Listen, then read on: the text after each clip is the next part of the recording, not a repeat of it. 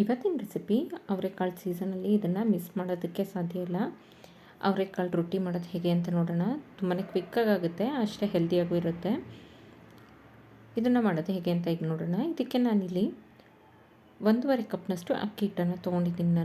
ನೀವು ರಾಗಿ ಹಿಟ್ಟಾದರೂ ಸಹ ತೊಗೊಳ್ಬೋದು.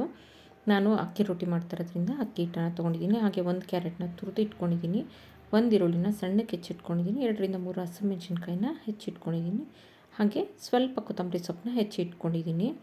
ನೀವು ಬೇಕಿದ್ರೆ ಇದಕ್ಕೆ ಮೆಂತ್ಯ ಸೊಪ್ಪು ಅಥವಾ ಸಬ್ಬಕ್ಕಿ ಸೊಪ್ಪು ಯಾವುದಾದ್ರೂ ಹಾಕ್ಕೊಳ್ಬೋದು, ಎಲ್ಲನೂ ರುಚಿಯಾಗಿರುತ್ತೆ. ನಾನಿಲ್ಲಿ ಅವರೆಕಾಳೆ ಮೇನ್ ಇಂಗ್ರೀಡಿಯೆಂಟಾಗಿ ಹಾಕ್ಕೊಳ್ತಾ ಇದ್ದೀನಿ, ಸಬ್ಬಕ್ಕಿ ಸೊಪ್ಪು ಸೇರಿಸ್ತಾ ಇಲ್ಲ, ಬೇಕಿದ್ರೆ ಸೇರಿಸ್ಕೊಳ್ಬೋದು. ಹಾಗೆ ಸ್ವಲ್ಪ ತೆಂಗಿನಕಾಯಿ ತುರಿನ ಸೇರಿಸ್ಕೊಳ್ಬೇಕು, ಒಂದು ಸಣ್ಣ ಕಪ್ಪಷ್ಟು ತೆಂಗಿನಕಾಯಿ ತುರಿ, ಹಾಗೆ ರುಚಿಗೆ ತಕ್ಕಷ್ಟು ಉಪ್ಪು. ನಂತರ ಇಲ್ಲಿ 1 ಸ್ಪೂನ್ನಷ್ಟು ಜೀರಿಗೆ ಸೇರಿಸ್ಕೊಳ್ಳೋಣ. ಇದಿಷ್ಟನ್ನು ಸೇರಿಸಿ ನಾನಿಲ್ಲಿ ಇದ್ಕಿದ್ದ ಬೇಳೆನ ನಾನು ಬೇಯಿಸಿ ಇಟ್ಕೊಂಡಿದ್ದೀನಿ.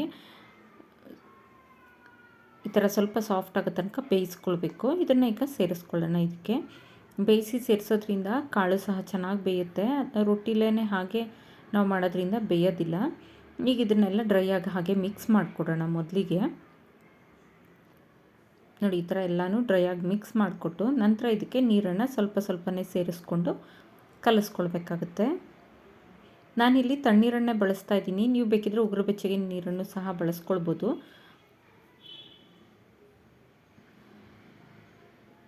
ಈ ನೀರನ್ನು ಸೇರಿಸ್ಕೊಳ್ತಾ ಸ್ವಲ್ಪನೇ ನೋಡಿ, ಈ ಥರ ಸ್ವಲ್ಪನೇ ಹಾಕ್ಕೊಂಡು ನೀಟಾಗಿ ಮಿಕ್ಸ್ ಮಾಡಿಕೊಳ್ಬೇಕು.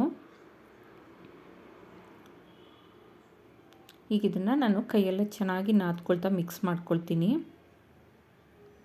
ಈ ಥರ ಕೈಯಲ್ಲೇ ಮಿಕ್ಸ್ ಮಾಡೋದ್ರಿಂದ ಬೇಗನೆ ಆಗುತ್ತೆ, ಹಾಗೆ ಚೆನ್ನಾಗಿ ನಾದ್ದಾಗೂ ಆಗುತ್ತೆ. ರೊಟ್ಟಿ ಹರಿಯೋದಿಲ್ಲ, ನೀಟಾಗಿ ಬರುತ್ತೆ ರೊಟ್ಟಿ ತಟ್ಟಬೇಕಾದ್ರೆ. ನೀವು ಅವರೆಕಾಳನ್ನು ಸಹ ಹಾಕ್ಕೊಳ್ಬೋದು, ಇದ್ಕಿದ್ದ ಕಾಳನ್ನೇ ಅಂತಿಲ್ಲ, ಅವರೆಕಾಳನ್ನು ಎಳೆ ಕಾಳು ಬರುತ್ತಲ್ಲ ಅದನ್ನು ಬೇಯಿಸ್ಕೊಂಡು ಹಾಕ್ಕೊಳ್ಬೋದು. ನೋಡಿ, ಅದಕ್ಕೆ ರೊಟ್ಟಿನ ಹಿಟ್ಟನ್ನು ಕಲಿಸ್ಕೊಳ್ಬೇಕಾಗುತ್ತೆ. ಈಗ ಇಲ್ಲಿ ರೊಟ್ಟಿ ತಟ್ಕೊಳ್ಳೋದಕ್ಕೆ ಒಂದು ರೊಟ್ಟಿ ಶೀಟನ್ನು ತೊಗೊಂಡಿದ್ದೀನಿ ನಾನು. ಇದು ಅಮೆಝಾನಲ್ಲಿ ಅವೈಲಬಲ್ ಇದೆ.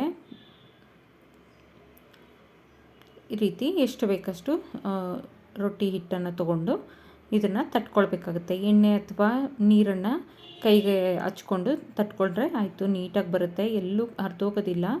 ನೀವು ಎಷ್ಟು ತೆಳುವಾಗಬೇಕು ಅಷ್ಟು ತೆಳುವಾಗಿ ತಟ್ಕೊಳ್ಬೋದು. ಇದ್ರ ಮೇಲೆ ಇಲ್ಲ ನೀವು ಒಂದು ಪೇಪರ್ ಏನಾದರೂ ಹಾಕಿ ನಂತರ ಇದನ್ನು ಒಂದು ಪ್ಲೇಟಿಂದ ಪ್ರೆಸ್ ಮಾಡಿಕೊಟ್ರೂ ಆಯಿತು, ಅಗಲ ಬಂದುಬಿಡುತ್ತೆ, ತುಂಬಾ ಏನು ಕಷ್ಟ ಆಗೋದಿಲ್ಲ. ಇಲ್ಲ ಕೈಯಲ್ಲಿ ತಟ್ತೀನಿ ಅನ್ನೋರು ಈ ಥರ ತಟ್ಬೋದು. ಈ ರೊಟ್ಟಿ ಶೀಟ್ ಇಲ್ಲ ಅನ್ನೋರು ಎಣ್ಣೆ ಕವರ್ ಬರುತ್ತಲ್ಲ, ಎಣ್ಣೆ ಕವರಲ್ಲಾದರೂ ಮಾಡ್ಕೊಳ್ಬೋದು, ಅಥವಾ ನೀವು ಒಂದು ಕಾಟನ್ ಕರ್ಚೀಫ್ ಏನಿರುತ್ತಲ್ಲ ಅದರಲ್ಲಾದರೂ ಮಾಡ್ಕೊಳ್ಬೋದು. ಕಾಟನ್ ಕರ್ಚೀಫ್ನ ನೀರಲ್ಲಿ ನೆನೆಸಿ ನಂತರ ನೀರೆಲ್ಲ ಚೆನ್ನಾಗಿ ಇಂಟಿ ನಂತರ ಅದರ ಮೇಲೆ ರೊಟ್ಟಿ ತಟ್ಕೊಳ್ಬೋದು. ಈಗ ಇಲ್ಲಿ ಹಂಚು ಸಹ ಬಿಸಿ ಆಗಿದೆ. ಆ ಬಿಸಿಯಾಗಿರೋ ಹಂಚು ಮೇಲೆ ನಾನಿಲ್ಲಿ ರೊಟ್ಟಿನ ಹಾಕ್ಕೊಳ್ತಾ ಇದ್ದೀನಿ. ಇನ್ನೂ ಒಂದು ರೊಟ್ಟಿನೂ ಹಾಗೆ ನಾನಿಲ್ಲಿ ತಟ್ಕೊಳ್ತಾ ಇದ್ದೀನಿ. ನೋಡಿ, ಈ ಥರ ಏನು ಕೈಗೆ ಅಂಟೋದಿಲ್ಲ, ನೀಟಾಗಿ ಮಾಡ್ಕೊಳ್ಬೇಕು. ಆದರೆ ತೆಳುವಾಗಿ ಹಿಟ್ಟು ಕಲಿಸ್ಬಿಡ್ತು ಅಂದರೆ ಕೈಗೆ ಅಂಟ್ಕೊಳ್ಳುತ್ತೆ. ಆ ಥರ ತೆಳು ಆದರೆ ಸ್ವಲ್ಪ ಅಕ್ಕಿ ಹಿಟ್ಟನ್ನು ಸೇರಿಸ್ಕೊಂಡು ತಟ್ಕೊಂಡ್ರೆ ಆಯಿತು.